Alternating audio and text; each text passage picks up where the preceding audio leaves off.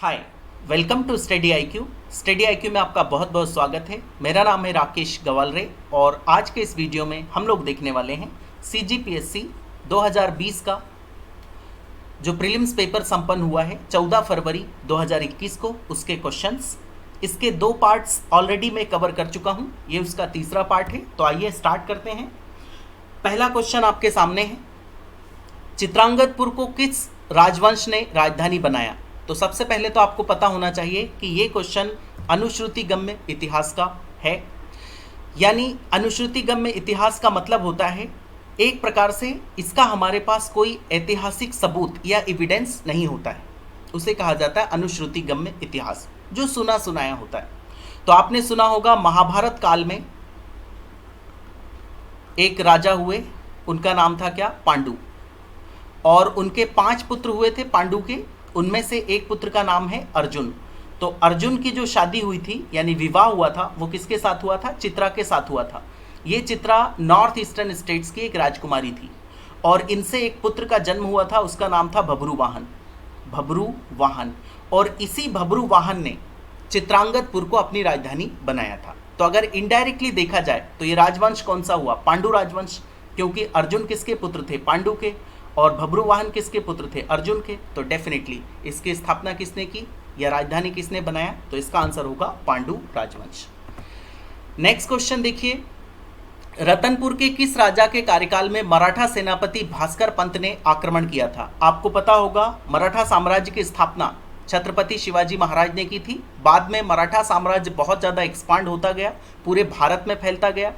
और एक बार ये जो मराठा सेनापति हैं भास्कर पंत जी, ये उड़ीसा विजय अभियान पर निकले थे और इसी दौरान इन्हें बीच में मिला था क्या? रतनपुर, जहां पर राज्य कर रहे थे कलचुरी राजा, कलचुरी राजवंश। वहां पर लगभग 700 सालों तक उनकी सत्ता रही रतनपुर में, जो त्रिपुरी या वर्तमान में जिसे जबलपुर के आसपास कहा जाता है, वहां पर ये राज्य करते थे। तो इन्होंने इसके ऊपर आक्रमण किया। तो उस राजा का नाम था रघुनाथ सिंह। और अगर इनडायरेक्टली इस पर ऐसा प्रश्न आता है कि अंतिम कलचुरी राजा कौन थे, तो वो थे रघुनाथ सिंह। और बाद में उन्हें मराठा सेनापति भास्कर पंत ने हरा दिया था और वहां पर मराठा साम्राज्य की स्थापना कर दी थी। यानी अब छत्तीसगढ़ का जो पार्ट था वो किसके अंडर में आ चुका था? वो मराठों के अंडर में आ चुका था। तो इसका आंसर है रघुनाथ सिंह। इसके बाद में फिर आपको पता होगा 1818 में थर्ड एंग्लो मराठा वार हुआ था, यानी अंग्रेजों और मराठाओं के बीच में तीसरा युद्ध हुआ था, जिसमें मराठों की हार हुई थी। और उस हार के बाद में पूरे भारत में लगभग ब्रिटिश सत्ता स्थापित हो गई थी, यानी अंग्रेजों का शासन आ गया था। तो डेफिनेटली छत्तीसगढ़ मराठा साम्राज्य का हिस्सा था, तो छत्तीसगढ़ भी अंग्रेजों के अंडर में आ चुका था। तो अंग्रेजों ने वहां पर राज्य करने के लिए एक डेप्यूटी कमिश्नर या डिप्टी कमिश्नर अपॉइंट किया था। और वो पहला डेप्यूटी कमिश्नर उन्होंने 1855 में अपॉइंट किया था और उसका एक प्रकार से हेडक्वार्टर होता था उस समय में रायपुर। तो उस पहले डेप्यूटी कमिश्नर का नाम क्या था? तो वो थे इलियट, जो 1855 में अपॉइंट हुए थे। नेक्स्ट क्वेश्चन देखिए, झंडा सत्याग्रह बिलासपुर में कब प्रारंभ हुआ? तो आपको पता होगा मेनली ये त्रिपुरी जबलपुर में ही स्टार्ट हुआ था झंडा सत्याग्रह। और उसमें ये हुआ था कि लोगों ने भारत का जो राष्ट्रीय ध्वज था उसको फहरा दिया था, यानी ब्रिटिश लोगों का झंडा उतार कर वहाँ पर भारतीय ध्वज फहरा दिया था। इस वजह से वहाँ का जो डेप्यूटी कमिश्नर था वो काफ़ी नाराज हुआ और उसने उसे कुचलने की कोशिश की। तो उसने वो झंडा उतारा, भारतीय झंडा, और उसे कुचल के हटा दिया। तो इसकी प्रतिक्रिया पूरे भारत में देखने को मिली, उसमें भी खासकर मध्य प्रदेश और छत्तीसगढ़ में देखने को मिली। तो जगह जगह फिर लोगों ने राष्ट्रीय झंडा फहराया और इसे ही कहा जाता है झंडा सत्याग्रह। तो ये बिलासपुर में कब हुआ था? तो बिलासपुर में ये हुआ था 31 मार्च 1923 को। ये एक प्रकार से जो जबलपुर में हुई घटना थी झंडा सत्याग्रह की, उसका एक रिएक्शन था। नेक्स्ट क्वेश्चन देखते हैं, 15 अगस्त 1947 को दुर्ग जिले में ध्वजारोहण किसके द्वारा किया गया था? तो सबसे पहले तो एक बहुत ही इंपॉर्टेंट पर्सनालिटी है, उनके बारे में पता होना चाहिए आपको। इसका आंसर है श्री घनश्याम गुप्ता जी। और घनश्याम गुप्ता जी गांधी जी और नेहरू जी दोनों के बहुत ही करीबी थे। और जब गांधी नेहरू दोनों छत्तीसगढ़ यानी दुर्ग के दौरे पर आए थे, उस समय वो घनश्याम गुप्ता जी के घर पे ही रुके थे। बाद में भी ये सोशल एक्टिविस्ट की तरह काम करते रहे, जैसे कि भारत में धर्मांतरण होता था उस समय भी, और अभी भी कई जगह आपको देखने को मिलता है जो क्रिश्चियन मिशनरियां थी वो धर्मांतरण कर रही थी हिंदुओं का, तो उसके खिलाफ भी इन्होंने काफ़ी काम किए, यानी कोर्ट में अपील की, इसके अलावा और सोशल रिफॉर्म भी करने की कोशिश की। इस प्रकार से ये एक सोशल एक्टिविस्ट भी हैं श्री घनश्याम गुप्ता जी, और फ्रीडम फाइटर भी हैं। तो इन्होंने ही 15 अगस्त 1947 को जब भारत आज़ाद हुआ था तो दुर्ग में इन्होंने ध्वजारोहण किया था। तो इसका आंसर होगा श्री घनश्याम गुप्ता। नेक्स्ट क्वेश्चन देखिए, असहयोग आंदोलन के बारे में आपने सुना होगा। 1 अगस्त 1920 को ये हुआ था गांधी जी के नेतृत्व में, और आपको पता होगा ब्रिटेन की जो पॉपुलेशन है इस समय भी वो लगभग 2 करोड़ के अराउंड है, और उस समय तो बहुत कम थी, फिर भी वो भारत पे अपनी हुकूमत चला रहे थे। उसका सबसे बड़ा कारण ये था कि भारतीय लोगों का उसमें काफ़ी सहकार्य था, यानी सहयोग था। सोचिए, उनके यहाँ पर काम करने वाले भारतीय थे, सेना में काम करने वाले भारतीय थे, वकील भारतीय थे, जजेस भारतीय थे, और भी जितनी भी एक्टिविटीज़ होती थी उसमें 99% लोग भारतीय थे, और जो सही सत्ता चला रहे थे वो ब्रिटिश लोग चला रहे थे, वो सिर्फ 1% थे। अगर ये 99% उन्हें हेल्प करना बंद कर दें, यानी उनके यहाँ काम करना बंद कर दें, सरकारी नौकरियाँ छोड़ दें, तो ब्रिटिश सत्ता यहाँ पर चल नहीं सकती थी। ऐसा गांधी जी का मानना था, ऐसा उस समय कांग्रेस के नेताओं का मानना था। तो इसी को देखते हुए उन्होंने लेके आए थे क्या, असहयोग आंदोलन, यानी नॉन कॉपरेशन मूवमेंट, यानी ब्रिटिश लोगों को कॉपरेट मत करो। तो इसी के तहत बहुत सारे वकीलों ने अपनी पदवी या वकीली छोड़ दी और वो इस आंदोलन में शामिल हो गए। तो उसमें एक बैरिस्टर थे नगेंद्र नाथ जी, उन्हें एक उपाधि दी हुई थी राय बहादुर की। एक्चुअली ब्रिटिश लोग उस समय 2 उपाधि देते थे, एक तो खान साहब और दूसरी राय बहादुर। अगर आपको ये 2 उपाधि दे दी तो फिर आप इस प्रकार से जो ब्रिटिश लोगों के अगेंस्ट आंदोलन होते हैं उसमें आप पार्टिसिपेट नहीं कर सकते, ये उसकी कंडीशन रखी जाती थी। तो ऐसी ही एक उपाधि थी नगेंद्र नाथ जी को, कौन सी, राय बहादुर की। तो इन्होंने असहयोग आंदोलन के दौरान क्या किया, इस उपाधि को त्याग दिया कि आप अपनी उपाधि अपने पास रखिए, और ये असहयोग आंदोलन में शामिल हो गए थे। तो इसका आंसर है क्या, राय बहादुर। और भी बहुत सारे एडवोकेट, बहुत सारे वकील इसमें शामिल हुए थे, वो भी आपको सारे के सारे याद रखना है। फिर ये ज्योग्राफी का क्वेश्चन है, छत्तीसगढ़ की लाल एवं पीली मिट्टियां निम्नलिखित में से किस तरह की चट्टानों पर विकसित हुई है। तो रेड सॉइल और येलो सॉइल के बारे में आपने सुना होगा। अगर मिट्टियों के बारे में आपने अभ्यास किया होगा तो आपको पता होगा कि ये ग्रेनाइट की चट्टानों से बनती है। ग्रेनाइट सिस्ट उसका अपर्दन होता है, यानी ग्रेनाइट की ये चट्टान है, और बाद में टूट टूट से इससे जो मिट्टी बनती है वो कौन सी बनती है, वो लाल और पीली मिट्टियाँ ही बनती हैं। नेक्स्ट क्वेश्चन देखिए, छत्तीसगढ़ में पाए जाने वाली निम्नलिखित वृक्ष प्रजातियों में से कौन सी राष्ट्रीयकृत वृक्ष सूची में शामिल है। आपको पता होगा हमारे भारत में वनों की अंधाधुंध कटाई हो रही थी और आज भी होती है। उसको रोकने के लिए सरकार ने वनों का राष्ट्रीयकरण किया था। उसमें राष्ट्रीयकरण से मतलब ये होता है कि आप सरकार की परमिशन के बिना इनको काट नहीं सकते या इनका ट्रेड नहीं कर सकते, इनका व्यापार नहीं कर सकते। तो छत्तीसगढ़ में वो कौन से राष्ट्रीयकृत वन हैं जो पाए जाते हैं, तो साल, सागौन, खैर या उपरोक्त सभी। तो इसका आंसर होगा उपरोक्त सभी। ये सभी प्रकार के वन पाए जाते हैं, यानी ये वृक्ष पाए जाते हैं, साल के भी, सागौन के भी और खैर के भी। और साल तो छत्तीसगढ़ का क्या है, राष्ट्रीय वृक्ष, सॉरी स्टेट वृक्ष है, राजकीय वृक्ष जिसे कहा जा सकता है। नेक्स्ट क्वेश्चन देखिए, छत्तीसगढ़ में 2001 से 2011 के मध्य दशक की जनसंख्या की वृद्धि दर कितनी है। तो ये एक फैक्चुअल डेटा है, और वैसे भी अब ये डेटा आउटडेटेड होने वाला है क्योंकि अब नई जनगणना आने वाली है। तो डेफिनेटली आपको नई जनगणना के हिसाब से फिर डेटा मेमोराइज करना होगा।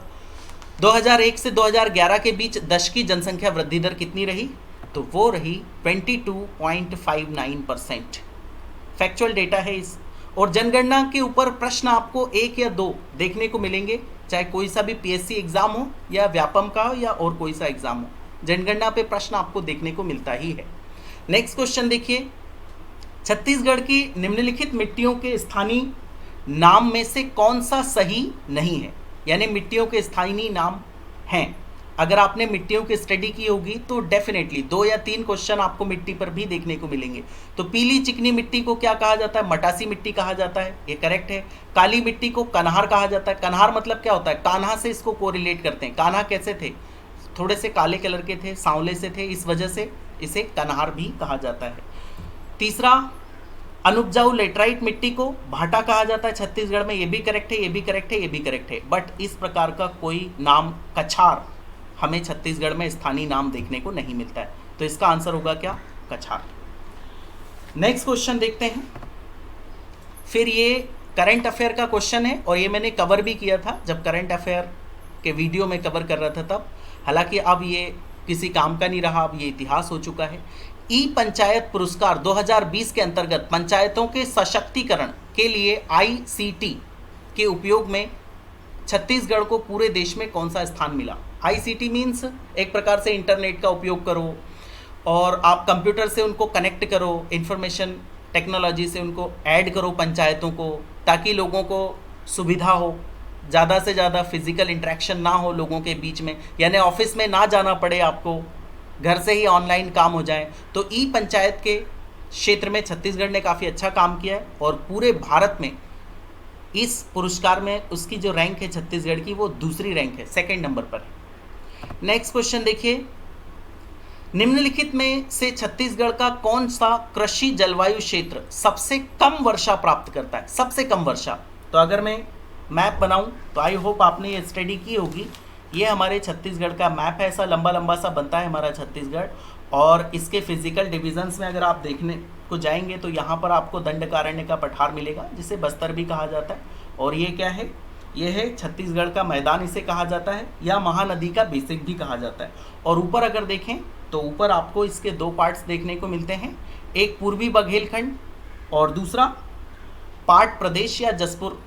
ये 2 पार्ट्स आपको यहाँ पे देखने को मिलते हैं। ये है पूर्वी बघेलखंड का पठार और ये इसे कहा जाता है पाट प्रदेश। तो इसमें सबसे कम वर्षा इस वाले पार्ट में होती है, ये वाला एरिया है, यहाँ पर सबसे कम वर्षा होती है। तो इसका आंसर क्या होगा? इसका आंसर होगा छत्तीसगढ़ का मैदान। इसे महानदी बेसिन के नाम से भी जाना जाता है।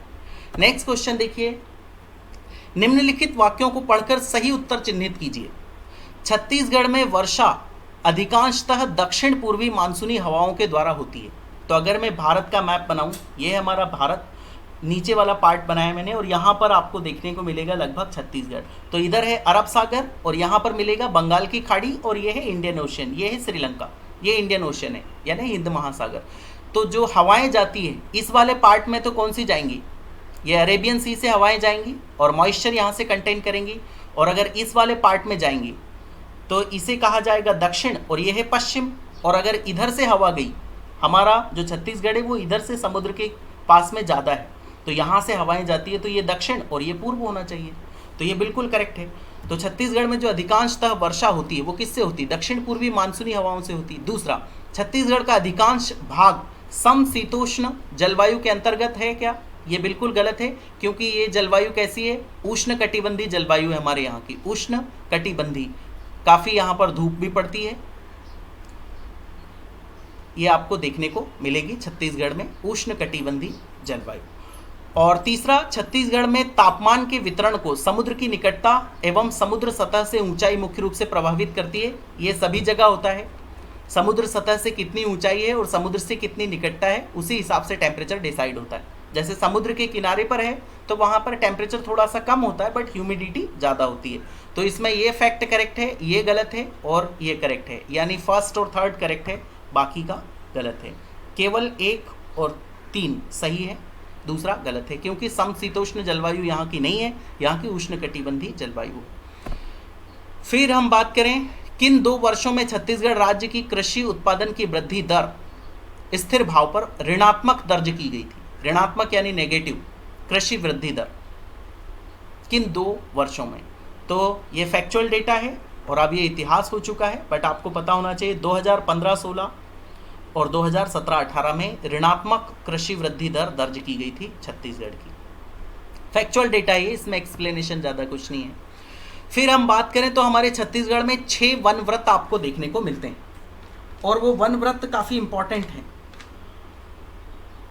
इनमें से पूछा गया है कि इन 6 वन व्रतों में से सबसे बड़ा वन व्रत कौन सा है। आपको पता होगा लगभग 44% छत्तीसगढ़ का वनों से आच्छादित है। हमारे छत्तीसगढ़ में बहुत जंगल है, इसी वजह से यहाँ पर टूरिस्ट या टूरिज्म इंडस्ट्री विकसित होने की काफ़ी संभावना है। सरकारें उसके लिए कोशिश करती रहती है समय समय पर। तो हमारे छत्तीसगढ़ का सबसे बड़ा जो वन व्रत है वो है बिलासपुर वन व्रत। फैक्चुअल डेटा है, ये आपको पता होना चाहिए। फिर ये भी एक फैक्चुअल डेटा है, इकलामा लोह अयस्क क्षेत्र किस जिले में स्थित है, तो ये आपको देखने को मिलेगा कबीरधाम जिले में स्थित है। फैक्चुअल प्रश्न है पूरी तरह से। फिर ये भी एक फैक्चुअल क्वेश्चन ही, जनगणना के भी क्वेश्चन फैक्चुअल होते हैं। वर्ष 2011 की जनगणना के अनुसार छत्तीसगढ़ में पुरुष साक्षरता दर कितनी है, तो ये आपको मालूम होना चाहिए। काफ़ी अच्छी खासी है, 80.45% इतनी है। और महिलाओं की साक्षरता दर बहुत कम है, लगभग 60% से भी कम है, इतनी महिलाओं की साक्षरता दर है, यानी महिलाएं काफ़ी पिछड़ी हुई है यहाँ पर। नेक्स्ट क्वेश्चन देखिए, बीजापुर जिले में किस समूह की चट्टानें पाई जाती हैं, तो ये आपने चट्टानों के बारे में सुना होगा, कडप्पा क्रम की चट्टान, गोंडवाना, धारवाड़, विंध्य, ये सभी प्रकार की चट्टानें आपको देखने को मिलती हैं। तो इसमें से बीजापुर में जो देखने को मिलती है वो धारवाड़ शेल समूह की चट्टानें आपको देखने को मिलेंगी। फिर इसके बारे में हम बात कर चुके हैं, छत्तीसगढ़ में किन हवाओं से वर्षा होती है, अभी हमने बात की थी और ये उसने क्वेश्चन में भी रिपीट कर दिया था। अगर यहीं से आप दिमाग लगाएंगे तो ये है दक्षिण और ये है पश्चिम, इससे तो नहीं होती, किससे होती, दक्षिण और पूर्व। तो इसका आंसर क्या होगा, दक्षिण पूर्वी मानसून से वर्षा होती छत्तीसगढ़ में, सिंपल सी बात है। नेक्स्ट क्वेश्चन देखिए, फिर ये करंट अफेयर का एक फैक्चुअल क्वेश्चन ही है। छत्तीसगढ़ राज्य को वर्ष 2018-19 में खनिज से कितनी राशि करोड़ रुपए में राजस्व के रूप में प्राप्त हुई, तो इसका आंसर है 6110.23 करोड़, इतनी राशि खनिज से प्राप्त हुई। खनिज यानी क्या, आपको पता है हमारा छत्तीसगढ़ खनिज संसाधनों में बहुत ज़्यादा संपन्न है। यहाँ पर आपको कई प्रकार की खदानें देखने को मिलती है, उसमें कोयला मुख्य है और इनसे केंद्र सरकार को भी आमदनी होती है और राज्य सरकार को भी। तो ये सरकार का एक बहुत बड़ा इनकम का सोर्स है। नेक्स्ट क्वेश्चन देखिए, फिर इसकी डेट ये लोग क्यों पूछते हैं मुझे समझ नहीं आता। छत्तीसगढ़ गोधन न्याय योजना किस तिथि को प्रारंभ हुई, आप इस योजना के बारे में पूछते तो मुझे लगता है ज़्यादा बेहतर होता। ये एक योजना है, इसके ऊपर बाद में भी क्वेश्चन आते रहेंगे छत्तीसगढ़ गोधन न्याय योजना के ऊपर। इसमें ये होता है कि सरकार क्या करती है, गोबर परचेज करती है किसानों से और वो गोबर को वो वर्मी कंपोस्ट में कन्वर्ट करती है, यानी केचुए का पालन करती है। और आपको पता होगा केचुए उस गोबर को खाते हैं, खाने के बाद उनका जो एक्सक्रेशन होता है, एक्सट्रैक्ट होता है, वो काफ़ी अच्छा फर्टाइल खाद माना जाता है, फर्टिलाइज़र माना जाता है। तो इसके लिए सरकार ये योजना लेके आई कि ठीक है, हम आपका गोबर परचेस करेंगे, इसे वर्मी कंपोस्ट में कन्वर्ट करेंगे और फिर लोगों को इसको बेच देंगे। तो इससे किसानों को कुछ इनकम हो जाएगी गोबर की, इसी वजह से इसे नाम दिया गया छत्तीसगढ़ गोधन न्याय योजना। तो ये कब लागू की गई थी, 20 जुलाई 2020 को प्रारंभ की गई थी छत्तीसगढ़ में। फिर किस योजना के माध्यम से नरवा, गरवा, घुरवा और बाड़ी का अभियान छत्तीसगढ़ शासन द्वारा किया गया है, तो ये भी आपने सुना होगा सुरारी जी गांव योजना। इसमें ये किया सरकार ने कि जो आवारा पशु होते हैं या मवेशी होते हैं जो रोड पे घूमते रहते हैं, उनको क्या किया जाए, एक जगह रखा जाए और उनके खाने की व्यवस्था की जाए। और खाने की व्यवस्था के बाद में उनसे जो प्रोडक्ट मिलेगा, जैसे गोबर मिलेगा, उससे वर्मी कंपोस्ट तैयार किया जाए, मिल्क मिलेगा उसे भी सेल करके उससे कुछ पैसा कमाया जाए और किसानों को आत्मनिर्भर भी बनाया जाए। इसी योजना के तहत नरवा, गरवा, घुरवा और बाड़ी में ये अभियान चलाया गया। इसका नाम क्या है, सुराजी गांव योजना। नेक्स्ट क्वेश्चन देखिए, फिर ये पूरी तरह से फैक्चुअल प्रश्न है। छत्तीसगढ़ राज्य में वर्तमान में कितनी कृषि उपज मंडियां कार्यरत हैं, तो इसका आंसर है 69। और स्टेट पीसीएस में जनरली फैक्चुअल प्रश्न वो बहुत ज़्यादा पूछ लेते हैं। नेक्स्ट क्वेश्चन देखिए, छत्तीसगढ़ प्रदेश में ग्रीष्म ऋतु में चलने वाली हवाओं को क्या कहा जाता है, सभी लोग जानते हैं। चिनूक तो हमारे यहाँ चलता नहीं है, चक्रवात भी नहीं चलता, सिराको भी नहीं, हमारे यहाँ चलती है गर्म लू, जिसको कई लोगों ने फील किया होगा। इतनी गर्म होती है वो कि अगर कान से कपड़ा आप बांध के नहीं निकलेंगे और गाड़ी चलाएंगे तो आपको बहुत ज़्यादा वो डैमेज कर देगी लू। और ये लगभग पूरे भारत में ही आपको देखने को मिलती है लू, गर्म होती है, गर्म हवाएं होती, बहुत गर्म होती है। चिनूक यहाँ पर नहीं चलती, ये अमेरिकन कॉन्टिनेंट में चलती है, चक्रवात भी यहाँ पर नहीं, सिराको भी नहीं है, इसका आंसर है लू।